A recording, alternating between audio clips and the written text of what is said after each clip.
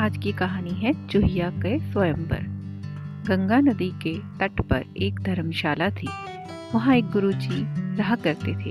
वह दिन भर तप और ध्यान करते और जीवन यापन करते थे। एक दिन गुरुजी नदी में नहा रहे थे। उसी समय बाज अपने पंजे में एक चूहिया को ले जा रहा था। जैसे ही वो वहाँ से गुजर रहा था, चूहिया अचानक बाज के पंजे से फिसलकर गुरुजी की अंजलि में आकर गिर गई। गुरुजी ने सोचा कि यह चूहिया उन्हें ऐसे नहीं छोड़नी चाहिए, नहीं तो इसे बाज खा जाएगा। उन्होंने उसे बरगद के पेड़ के नीचे ले जाकर रख दिया और खुद को शुद्ध करने के लिए नहाने गए।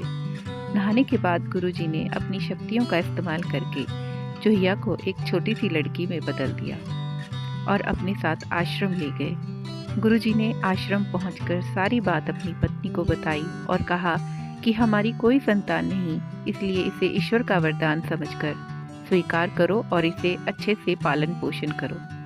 फिर वह लड़की स्वयं गुरुजी की देखरेख में धर्मशाला में पढ़ना लिखना शुरू कर दिया।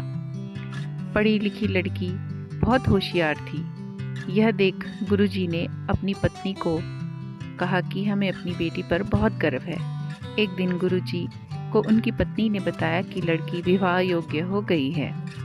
तब गुरुजी ने कहा कि यह एक विशेष बच्ची है, इसे एक विशेष पति मिलना चाहिए।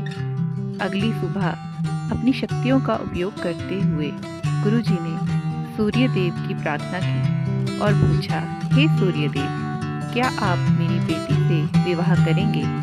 यह सुनकर लड़की बोली, पिताजी, सूर्य देव पूरी दुनिया को रोशन करते हैं, लेकिन वह असहनीय रूप से गर्म और उग्र स्वभाव के हैं। मैं उनसे शादी नहीं कर सकती। कृपया मेरे लिए एक बेहतर पति की तलाश करें। गुरुजी ने आश्चर्य से पूछा, सूर्य देव से बेहतर कौन हो सकता है?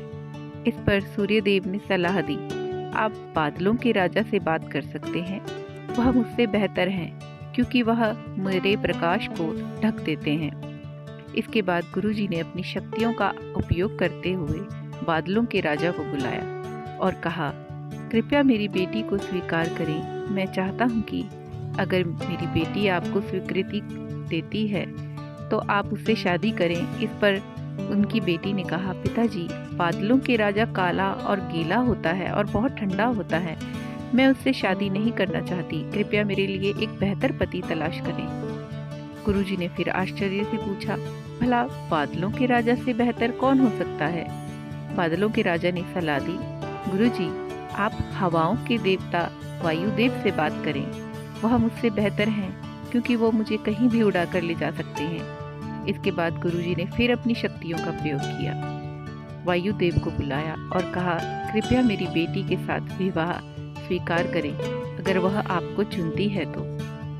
लेकिन बेटी ने वायुदेव से भी विवाह करने से इनकार कर दिया और कहा, पिताजी, वायुदेव बहुत तेज हैं, वह अपनी दिशा बदलते रहते हैं। मैं उनसे शादी नहीं कर सकती।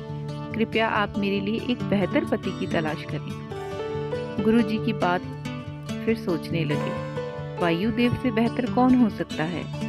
इस पर वायुदेव ने सलाह दी, आप पहाड़ों के राजा से इस विषय में बात कर सकते हैं। वह मुझसे बेहतर हैं, क्योंकि वह मुझे बहने से रोकते हैं। इसके बाद गुरुजी ने अपनी शक्तियों का प्रयोग करते हुए पहाड़ों के राजा को बुलाया और कहा, कृपया मेरी बेटी का हाथ स्वीकार करें। मैं चाहता हूँ कि अगर वह आपको पसंद करती है तो आप उससे शादी करें।